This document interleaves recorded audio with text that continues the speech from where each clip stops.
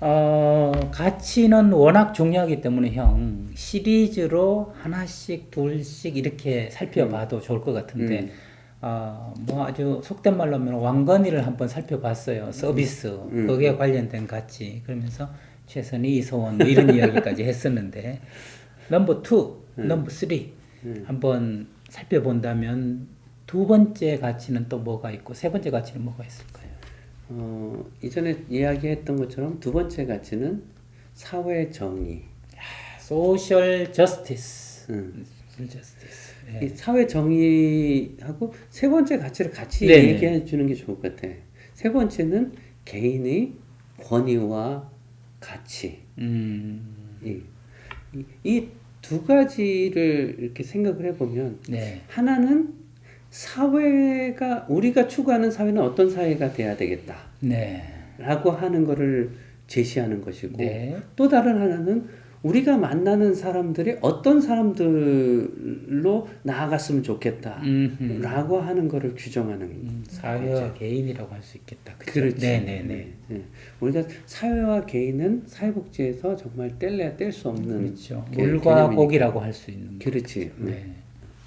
그래서 사회 정의라고 우리가 가난한 사람들이 많이 생긴다. 누구는 너무너무 열심히 일하는데도 가난하고 누구는 그래 그렇게 열심히 일하는 것 같지 않아도 잘 살고 그것이 과연 정의로운 것인가라고 하는 정의롭다라고 하면 모든 사람들이 열심히 자기의 주어진 역량만큼 최선의 노력을 그랬을 때 모두 다 같이 잘 살 수 있는 그런 사회. 열심히 노력만 하면 밥 걱정하지 않고 살 수 있는 사회. 그렇지. 그렇죠. 네. 사실 우리가 인류가 지금 현재 네. 만들어내고 있는 부를 사실 그거를 균등하게 나누면 모든 사람들이 굶어 죽지 않고 어느 정도 삶을 살아갈 수 있지 않겠어요? 아프리카 뉴스를 보니까 그 왕이 살고 있는 곳 대통령이 살고 있는 것만 백성들한테 나눠줘도 아프리카 구호기금을 받지 않아도 될 정도로 큰 부도를 가지고 있더라고요. 그러니까. 네, 바로 그 얘기죠. 나눠주면 그 사람들도 가난에 떨지 않아도 되는 그런 것인데 이게 불공평의 역사가 인류의 역사라고 해도 좋을 만큼 언저스티스의 역사다 이렇게 볼 수 있는 거죠. 그렇지. 네. 그러니까 사실 우리가 이 사회복지 실천 전문직이 태동하게 된 것도 결국 가난에 대한 대응이잖아. 네. 그러니까 사회복지는 사회에 대해서 이렇게 가난을 양산하는 사회가 아니라 정의로운 사회를 만들어가는 그런 것이 우리가 사회복지의 중요한 방향, 네, 목적이라고 할 수 있는 거죠. 네.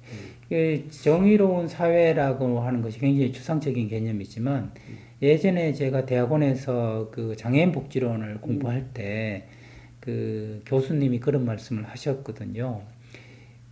원해서 장애인이 되는 사람은 없다. 그걸 확대하면 원해서 아픈 사람은 없다. 원해서 가난한 사람은 없다. 내 의도와 무관하게 장애인이 되고 아프고 가난해졌을 때 과연 그것에 대해서 비난할 수 있는가? 그것들은 마땅히 필요한 적절한 도움을 받아야 되지 않겠는가? 그것이 지금 생각해 보면 사회 정의의 중요한 정신이라고 볼 수 있겠네요. 네. 나도 사실은 그 예전보다 네.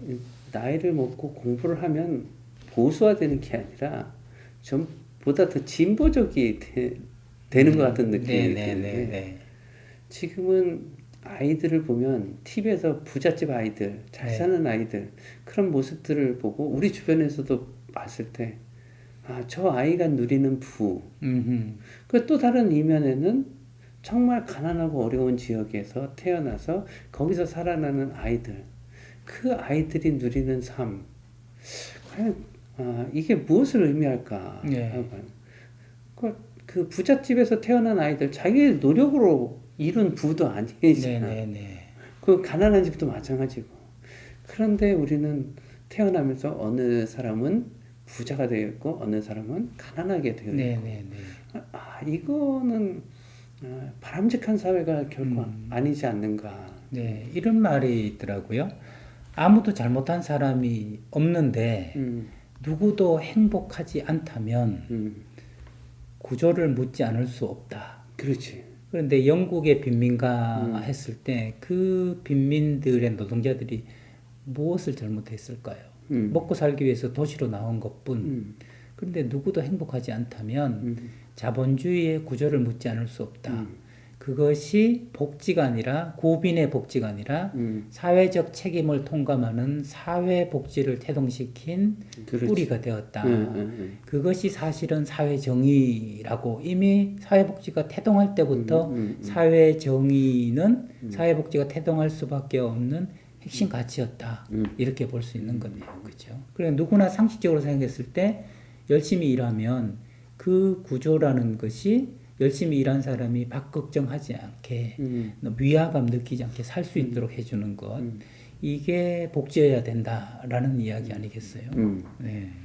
그래서 우리는 사회복지 실천 현장에서 네. 그리고 우리의 일상의 삶에서 우리가 이 사회 정의를 조금이라도 한 발짝이라도 진전시키는 그런 활동을 하고 있는가, 아하, 그렇게 네, 활동하고 있는가라고 하는 것들. 네, 그러니까 사회복지사 개인의 차원에서는 거대한 사회 구조를 한꺼번에 바꿀 수는 없지만 내가 과연 이 온전하고 상식적이고 합당한 사회정의라는 관점에서 제대로 된 서비스를 제공하고 있는가, 그것도 최고의 서비스를 제공하고 있는가에 대한 고민은 지속적으로 이 전문직이라는 것으로서는 해야만 한다라는 당위적인 말씀입니다. 그렇지. 네. 거기서 사실 최고의 서비스도 중요하지만 나는 과연 우리가 서비스를 제공하는 사람이 가장 적격자인가?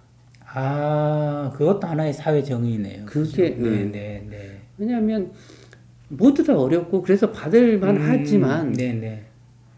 더 어려운데 우리는 못 주고 있는 거 아니야? 서비스를 못 하고 있는 거 아닌가? 더 요구를 세게 하고 목소리 큰 사람이 받아가는 건 아닌가? 그렇지. 예, 혹은 덜 받아도 되는 사람이 더 가고 더 받아야 되는 사람이 적게 받는다면 이거야말로 사회적 정의, 소셜 저스티스에서 어긋나는 일이니까 그것들을 늘 살펴볼 수 있는 눈을 있고 매의 눈을 가져야 되겠네요. 그렇지. 네. 그래서 늘 그런 같은 고민들을 하는 것이 나는 그 일상의 자기 자리에서 사회 정의를 추구하는 노력이라고 이렇게 생각을 하는 거지. 그러니까 최고의 서비스를 내가 주고 있는가, 또 하나는 내가 공평한 서비스를 지금 주고 있는가에 대한 고민이 두 번째 가치와 관련이 되어 있겠군요. 그렇지. 그럼 이거와 관련되어 있다는 세 번째. 세 번째는 개인의 가치와 권위잖아. 네. 그러니까 개인이 그 가치와 권위를 누리는 삶을 살 수 있도록 하는 것이 또한 사회복지가 추구해 나가야 되는 거라는. 그러니까 사회에 대해서는 정의로운 사회, 그럼 개인에 대해서는 개인의 가치와 권위가 존중되어질 수 있도록 그 존중받고 살 수 있도록 한다라고 하는 거예요. 그것이 이제 중요한 하나의 목표다라고 하는 건데 그렇다 그러면 우리가 일상의 삶의 현장에서는 어떻게 나타날 수 있는가? 자기 결정이 무엇보다 중요하지. 우리가 이전에 주체성이라고 하는 얘기를 그랬죠. 자립과 동의어로 주체성. 그래서 우리가 클라이언트의 자기 결정권은 우리가 그걸 나눌 수 있는 그런 성격의 것이 아니다. 왜? 자기의 삶을 자기가 결정할 수 있을 때 가치가 느껴지는 거고 존엄하게 생각되어지는 거고 그렇게잖아. 그러니까 일상의 현장에서 클라이언트가 자기 결정을 할 수 있도록 보장해 주는 거는 너무나 당연하고 결국 그런 결정이 클라이언트의 삶에 가장 좋은 것으로 이루어질 수 있도록 가이드하는 거. 그 두 가지 점이 개인의 가치와 권위라고 하는 가치라고 할 수 있는 거지. 자기 결정권이라는 것을 다르게 표현하면 자유. 지금은 자꾸 하셨습니다만 신영복 선생님이 자유를 정의하기를 자기의 이유라고 정의를 하셨는데 이게 치명적으로 비윤리적이고 정말 비상식적인 결정이 아니라면 한 인간으로서 자기 존엄과 생명을 살기 위해서 자기의 이유로 내리는 결정에 대해서는 존중받아야 되는 그렇죠. 저는 어제 앙이라는 영화를 학생들이랑 같이 봤는데 그 단팥 만드는 일본 영화였는데 거기 상징물이 모든 사람이 어딘가에 구속되어 있는 장면이 나오면서 카나리아 새가 새장 안에 들어있는 게 나왔거든요. 카나리아 새는 새장 밖이 가장 자유롭다. 자기가 날 수 있고 노래할 수 있는 게 아무리 예쁘더라도 황금 새장을 만들어준들 카나리아에게 어떤 의미가 있겠습니까? 그죠? 그러니까 클라이언트가 카나리아라고 한다면 우리가 그 어떤 틀 속에 가둬서 이 사람의 결정권을 침해하고 권위를 정말 폄하하는 그런 서비스는 아무리 좋아도 좋은 게 아니니까 이 사람의 자기 결정권, 자유의지 이런 것들이 존중받아야 된다는 게 세 번째 중요한 가치네요. 그렇지. 네. 그러니까 정말 우리가 새 장을 없애주는 거는 결국 클라이언트가 살아가면서 갖고 있는 장애물들, 한계들 이런 것들을 벗겨주는 거. 네. 그걸 해줘야 되는 거지. 그렇다고 해서 네가 이쪽으로 가라, 저쪽으로 가라, 이걸 해라. 뭐 그러면 마치 카나리한테 이렇게 날아라, 저렇게 날아라. 그렇죠. 그렇게 하는 것처럼 그래서는 안 된다. 네네. 근데 많은 이제 우리가 사회복지 현장에서 일을 하다 보면 클라이언트가 내리는 결정이 합리적이지 않으니까 꼭 아니 이렇게 결정을 해야 되는데 왜 이렇게 결정해? 왜 자꾸 드린 돈으로 소주를 사드세요? 뭐 이렇게 되니까. 네. 그러나 그런 때도 우리가 최대한 우리가 그런 여러 가지 선택지들을 알려주고 그런 선택의 결과물이나 이런 것도 같이 논의하되 결정은 클라이언트가 내리는 결정으로 우리가 해야 되는 것이고 또 그런데 그 결정이 나중에는 합리적인 결정으로 항상 클라이언트가 내릴 수 있도록 안내하는 것이 사회복지 실천가의 역할인 거죠. 네. 그러니까 요약하자면 두 번째, 세 번째 가치라는 것은 공평한 세상에서 존엄하게 살 수 있도록 해주는 것. 그렇지. 그렇게 이야기할 수 있는 거네요. 그 가치를 하나하나 풀어서 생각하고 정리를 해나가는 이 과정도 참 가치 있다 싶은 생각이 드네요. 다음에 또 다른 가치로 여러분들과 함께 이야기를 풀어가면 좋을 것 같아요. 오늘은 인사를 드릴까요?